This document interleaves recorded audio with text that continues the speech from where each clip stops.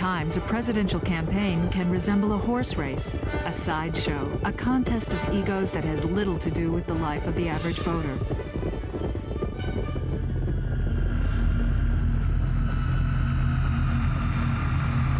Five months ago, Saddam Hussein started this cruel war against Kuwait. Tonight, the battle has been joined. But the thing to remember is that the winner of this race will occupy one of the most powerful offices in the world.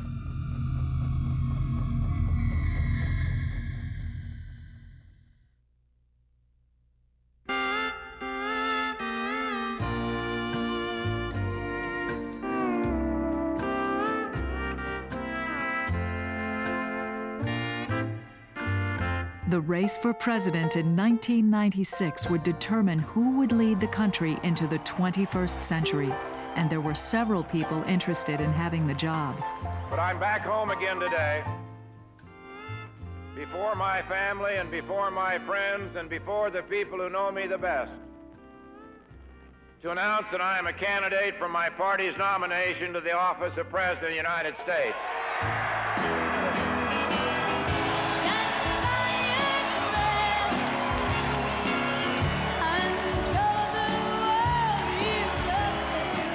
The decision to run for president involves complex personal and political calculations. The ambition to occupy such a powerful office must be weighed against the staggering costs, emotional as well as financial, of a presidential campaign. Once the decision is made, serious planning, organizing, and fundraising must begin at least 2 years before the general election.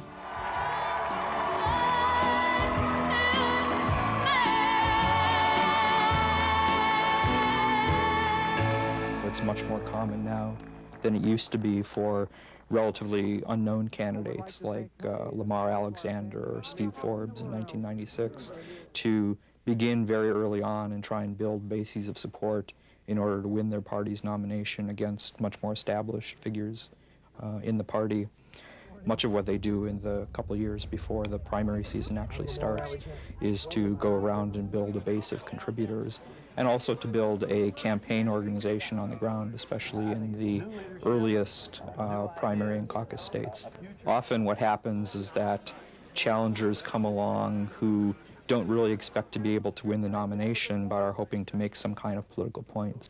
We're going to put Washington on a real diet, and we're going to start it by busting up the IRS. The volunteers in all 50 states have asked me to run as a candidate for President of the United States. It's typically the case that third-party candidates are working gradually over a long period of time in order to go through the various machinations that are required in order to actually get on the ballot in all the states. The ability to get on an election ballot for the presidency is governed by state law. So you have to do 51 different efforts to get on the ballot. And it ranges from as simple as holding a meeting of 6 people in Arkansas to as difficult as obtaining the petition signature of some 42,000 registered voters who will give you their voter registration number and to whom you have to read a paragraph before they sign the document. You have to collect approximately 700,000 valid signatures of registered voters to get on the ballots all across the country. And in order to have 700,000 valid signatures, you really need to collect about 1,400,000 signatures. My fellow Americans, we have work to do. Let us seize those days and the century. Thank you, God bless you, and God bless America. The main thing that presidents can do in order to dissuade opponents within their own party is to be popular. Clinton in 1996 was sufficiently popular that none of the potential challengers within the Democratic Party decided that it would be in their interest to mount a challenge against him.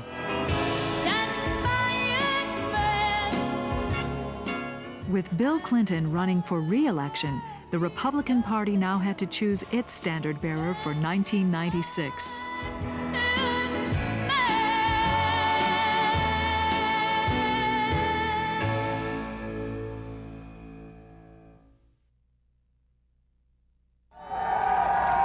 We're going to win the Republican nomination, we're going to defeat Bill Clinton, and lead this country into the next century.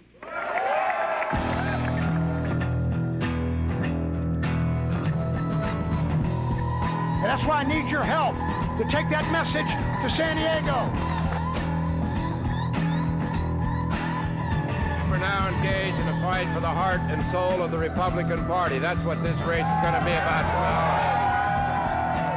tomorrow. The road to the White House consists of two separate races, the primary elections and caucuses leading to the Democratic and Republican Party nominations, and the general election.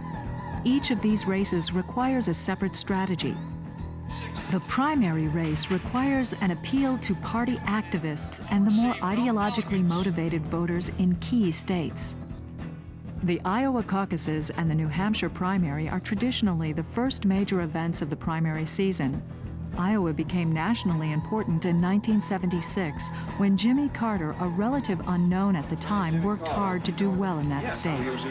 Carter won in Iowa and got lots of attention that helped him, therefore, do well in New Hampshire and in subsequent states. And candidates who've come along since then have tried to follow that same formula of using the Iowa caucuses as a kind of springboard to the New Hampshire primary, and then using the New Hampshire primary as a kind of springboard to do well in the subsequent primary and caucus states. In 1996, the Republican Party went into New Hampshire with a field that consisted of one very well-known senior party figure, Bob Dole, and a half-dozen lesser-known hopefuls. The contest was regarded as one of the most negative campaigns in New Hampshire history. Since 1982, Bob Dole has voted for 16 tax increases. The minor candidates were all scrambling to do better than expected and to win enough attention to emerge as the major alternative to Dole. And so there was a lot of jockeying within segments of the party, between Graham and Buchanan on the conservative side, between Lamar Alexander and Steve Forbes on the more moderate part of the party. New Hampshire is very important to each candidate's overall strategy.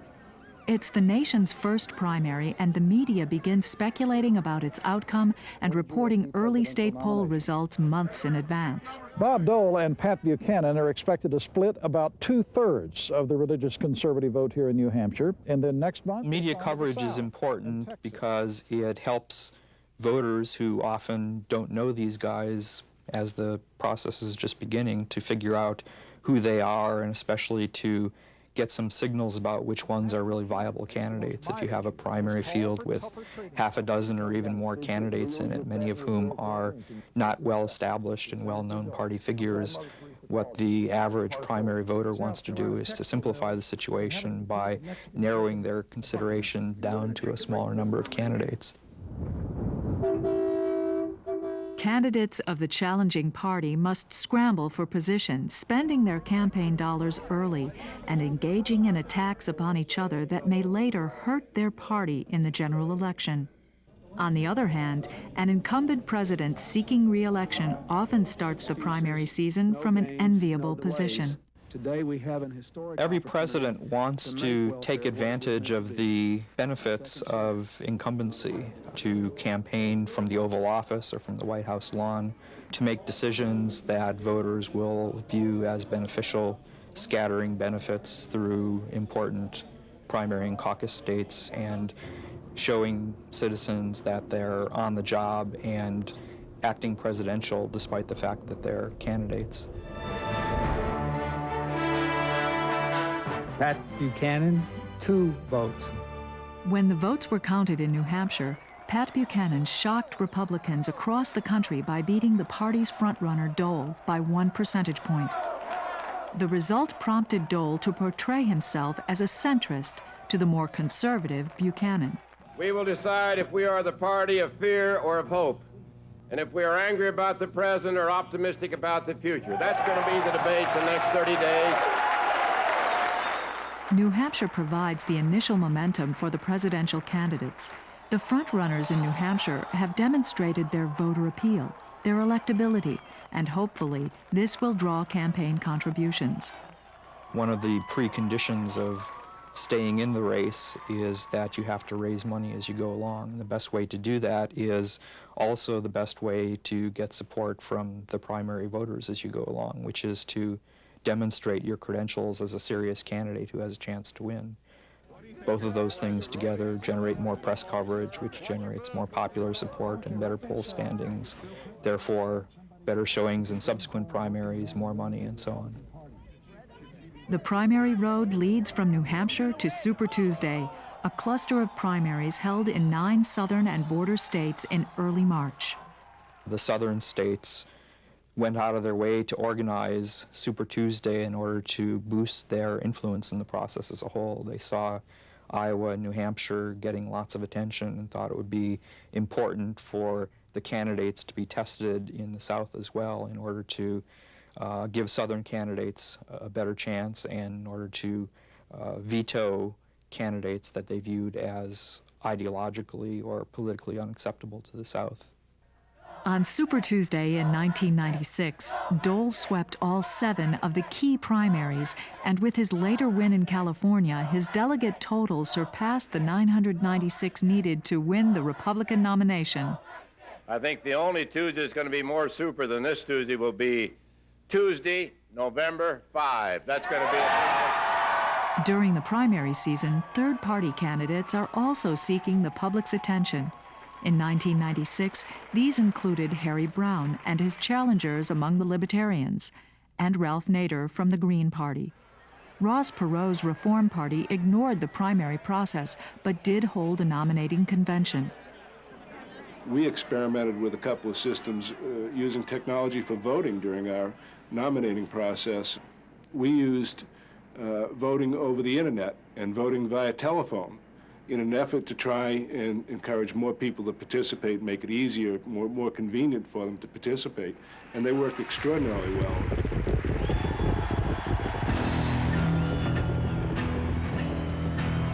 Just before the Republican National Convention opened in August of 1996, Bob Dole announced his choice for vice presidential running mate Jack Kemp. Tonight I stand before you, tested by adversity, made sensitive by hardship, a fighter by principle, and the most optimistic man in America.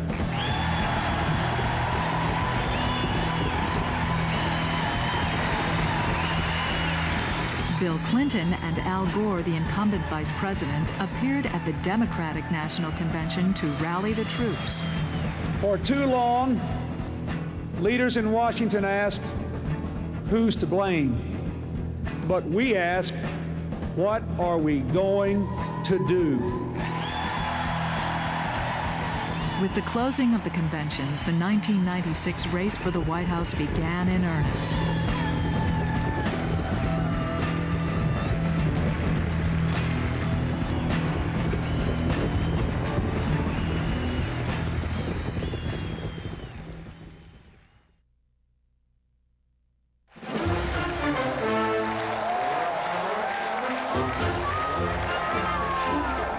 The general election requires an appeal to the less partisan, less attentive, more ideologically moderate voters. Thus, the strategy developed to win the nomination must give way to a strategy to win the November general election. And in order to do that, a candidate must win a majority of the electoral votes. What's important about the Electoral College from the point of view of campaign strategy is that the usual way that that's done is through something called the unit rule, which means that whichever candidate wins a plurality of popular votes in a given state gets all of that state's electoral votes rather than just the number of electoral votes that would be proportional to their number of popular votes. And so for the candidates, there's a big advantage to winning a state even by a very small margin. And as a result, the candidates have to campaign not in a way that maximizes their chances of winning more votes from the people in the country as a whole, but rather winning more votes in the Electoral College. And so California and Texas and Florida and New York are always major battlegrounds in presidential elections, whereas many smaller states get much less attention. Are we going to follow the path that I have laid out and balance the budget while protecting Medicare and Medicaid and education and the environment for our seniors, for families with members with disabilities? Clinton's first and most important goal was to convince people that the country was in good shape and that he was at least partly responsible for that, and therefore to infer that it would be a good bet to re-elect him for the next 4 years. It's time to lift up America, lift up our economy, lift up our schools, lift up our families, lift up our values, and most of all, lift up our expectations. And that's exactly what Jack Kemp and I are going to do as President and Vice President of the United States of America. Challengers obviously have to make the opposite kind of argument, that the country is in worse shape than people realize, that things are bad and likely to get worse if the incumbent party is reelected. And so, given his status as a establishment politician, that was a relatively hard thing for him to do, because he had to change character and become the critic of the establishment and complain about the way things were going, in spite of the fact that he had been one of the major architects of political decisions, not only the previous 4 years, but over a much longer period of time. The Democrats and Republicans are selling out American workers and families. A vote for either of the other candidates tomorrow rewards them for illegal activities. Third-party candidates have an especially difficult task, because they not only have to convince people that they shouldn't vote for the incumbent party, but they also have to convince people that the major opposition party is unsatisfactory as well. And in 1992, Perot succeeded surprisingly well in doing that, partly because there was a lot of dissatisfaction with George Bush and his performance as the incumbent, but also a fair amount of dissatisfaction with the Democratic field. In 1996, his task was much harder, because he wasn't any longer a new and interesting face on the scene. The dissatisfaction with the major party candidates was a lot less severe, and as a result, there were a smaller group of voters who were casting around the way they had been in 1992 for some alternative to the major party candidates. Remember, recession, jobs lost. The Dole GOP bill tries to deny nearly 1 million families unemployment benefits. The ability of political candidates to reach large numbers of voters through TV commercials has long been a factor in campaign strategy. Like many Americans, his life experience and values serve as a strong moral compass. By far the largest single item in the campaign budget is television advertising. In terms of the average voter's exposure to the campaign, the advertising probably ranks with news media coverage of the campaign in terms of its overall importance. Nevertheless, it tends, I think, not to be decisive in most elections, in large part because you have two relatively equal advertising campaigns pushing in opposite directions. Good evening. Welcome to this third and final debate among the three major candidates for President of the United States. The nationally televised presidential debates are the central feature of the general election campaign. Even people who usually pay little attention to politics may be drawn in by their dramatic confrontational nature. Mr. Perot, a minute response, sir. Well, they've got a point. I don't have any experience in running up a $4 trillion debt. Ross Perot was included in the 1992 debates more or less automatically because he was seen as being a significant challenger, and I think significantly as well because each of the major party candidates thought that it might be to their own advantage to include Perot in the debates. I think there's no question that the person who was helped the most in 1992 was Ross Perot. Perot was suddenly catapulted from being a minor figure to being a major figure by virtue of the fact that he was included in those debates. Of Arkansas? No, but you can't, I could say, that I ran a small grocery store on the corner, therefore I extrapolate that into the fact that I could run Walmart. That's not true. The day before Ross went in the debates in '92, he was at 6% in the public opinion polls in a three-way race. And after the debates, he went up to 19 points in the polls.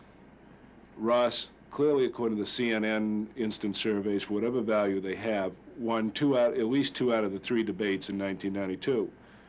The difference in 1996 not only was that Ross was the wild card in the debates that could force them to talk about substantive issues, but he could become a wild card in the election if he started taking off in the polls and became the alternative to the status quo, either represented by Bill Clinton or Bob Dole. In 1996, the Commission on Presidential Debates decided to exclude Perot from the televised debates on the grounds that only Clinton and Dole had a realistic chance of winning the election. It's hard to overstate the importance of a presidential debate. It is the largest television audience that is assembled every 4 years for anything. It's very important not only that citizens understand that they have a stake in an election, but they see that they have a stake in an election. Ordinary people ask extraordinary questions. They ask questions about things that touch their lives. California. Mr. President, I'd like to know if you'd please explain your plans for, in a substantive fashion, for addressing the problems with the healthcare system in our country. I will. Senator Dole, you mentioned a statement you said some time ago that you didn't think nicotine was addictive. Would you care to, are you still hold to that statement, or do you wish to recant or explain yourself? Oh, that's very easy. Sir, it's officially forecast that our annual Medicare and Social Security deficits are measured in the trillions of dollars next century. What specific reforms do you propose? What would be your first step in reforming welfare? Could you outline any plans you have to expand the Family Leave Act? There's a lot of attention from the news media, both leading up to the debates in terms of the candidates' debate strategies and who's likely to do well or badly, and following upon the debate, a lot of instant analysis of which candidate won. And so many people, even if they haven't watched the debate themselves, hear something after the fact about how it went. I can only tell you that I don't think Senator Dole is too old to be president. It's the age of his ideas that I question. Well, Pamela, what the president didn't tell you, that all his tax cuts expire at the year 2000, but all these increases go on forever. That's the liberal approach. Most of the research that we have suggests, though, that the main impact of debates is to reinforce the preferences that people already have.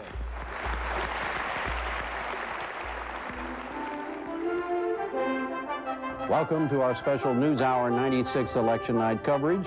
We will be here. The turnout for the 1996 general election was low. For the first time in 72 years, there were more non-voters than voters in a presidential election. When the ballots were counted, Clinton had won 49% of the popular vote.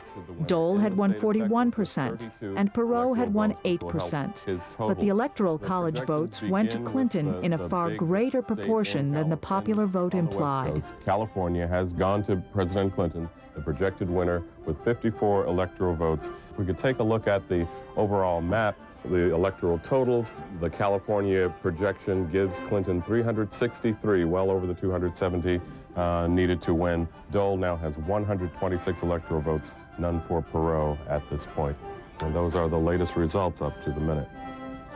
It's a lot more fun winning. It hurts to lose an election, but stay involved and keep fighting the good fight. I will do my best, and together we will build that bridge to the 21st century. Thank you, good night, and God bless America. Thank you.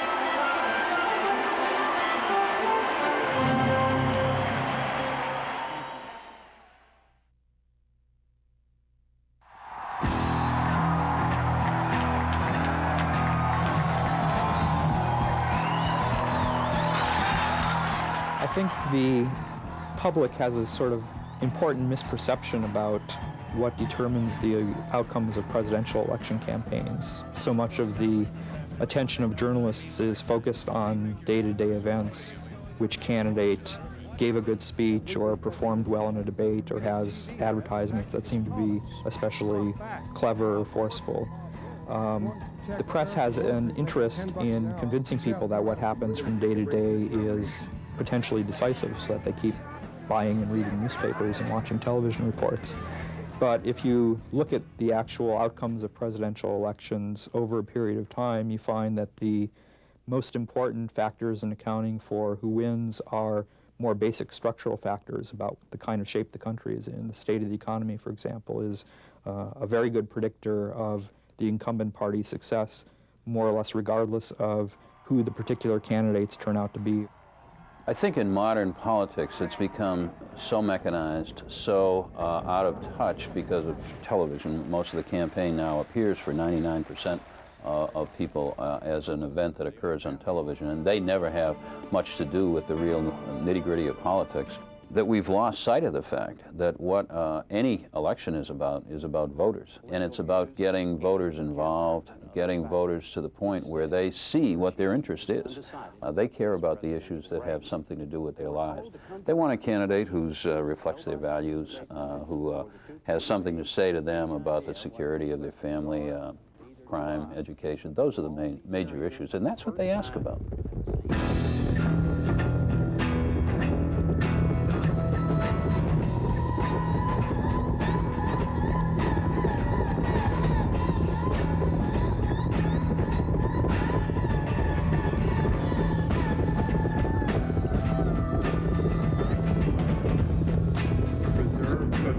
Defend the Constitution of the United States.